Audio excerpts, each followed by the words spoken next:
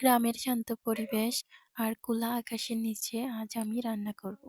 আমরা মূলত পাহাড়ি এলাকায় বসবাস করি।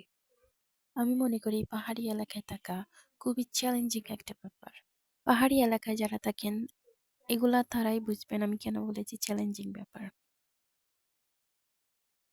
চিকেনগুলা ভালোভাবে ধুয়ে নুন, মরিচ, হলুদ দিয়ে মাখিয়ে আমি ভালোভাবে ফ্রাই করে নেব। তারপর আমি রান্না বসিয়ে দিলাম। খুবই অল্প মসলা দিয়ে আমি আজকে চিকেন রান্না করব।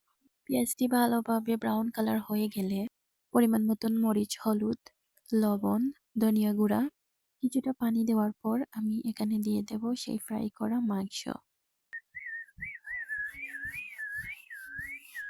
চামচের সাহায্যে কিছুক্ষণ আমি নেড়ে চেড়ে তারপর এখানে আমি পানি দিয়ে দেব পরিমাণ মতন।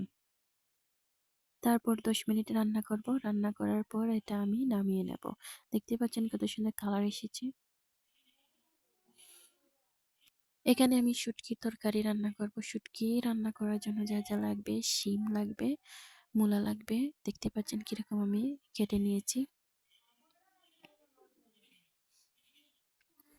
এগুলা কাটার পর আমি ভালোভাবে ধুয়ে নিয়ে একটি পাত্রে নিয়ে নেব।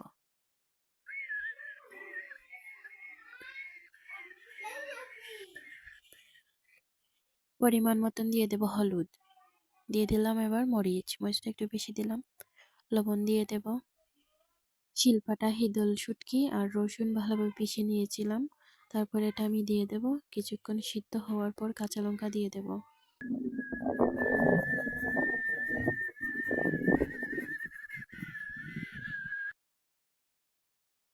এই শুটকির রেসিপিটা সিলেটিরা সবচেয়ে ভালো জানবে, বুঝবে। তো এখানে আমি পরিমাণ মতন পানি দিয়ে দেব। পানি শুকিয়ে গেলে আমি এটা নামিয়ে দেব। 10 মিনিট লাগবে রান্না করতে। তারপর মাছ দিয়ে দেব। মাছ দেওয়ার পর 10 মিনিট রান্না করার পর হয়ে যাবে। ধনেপাতা কুচি দিয়ে আমি নামিয়ে নেব। দেখতে পাচ্ছেন কি সুন্দর কালার এসেছে আর খেতেও কিন্তু অনেক স্বাদ। আলু রান্না করার জন্য আমি মাছগুলো ভেজে নেব। তারপর একটি পাত্রে তেল আর পেঁয়াজ দিয়ে ভালোভাবে আমি ফ্রাই করে এখানে দিয়ে দেব মরিচ, লবণ, হলুদ। কিছুটা পানি দিয়ে দেব। নেড়ে চেড়ে তারপরে ধনিয়া গুঁড়া দিয়ে দেব। লাল আলু গুঁড়ো দিয়ে দেব। তারপরে এখানে আমি 2 থেকে 3 মিনিট নাড়াচাড়া দিয়ে এখানে আমি কিছুটা পানি দিয়ে দেব। সিদ্ধ হয়ে গেলে আমি এখানে মাছ দিয়ে দেব। মাছ দেওয়ার পর আমি আরো কিছুক্ষণ রান্না করব। রান্না করার এক পর্যায়ে আমি দিয়ে দেব পরিমাণ মতন পানি। পানি দেওয়ার পরে এখানে বেশি সময় লাগবে না রান্না করতে, 10 মিনিট হলেই হবে। 10 মিনিট রান্না করার পর আমি এটা নামিয়ে নেব। তারপরে আমি এখানে ধনেপাতা কুচি দিয়ে দেব। তারপরে নামিয়ে নেব। আর আমার এই ব্লগটা যদি আপনাদের ভালো লাগে থাকে অবশ্যই কমেন্ট করবেন, শেয়ার করবেন আর ফলো দিতে ভুলবেন না।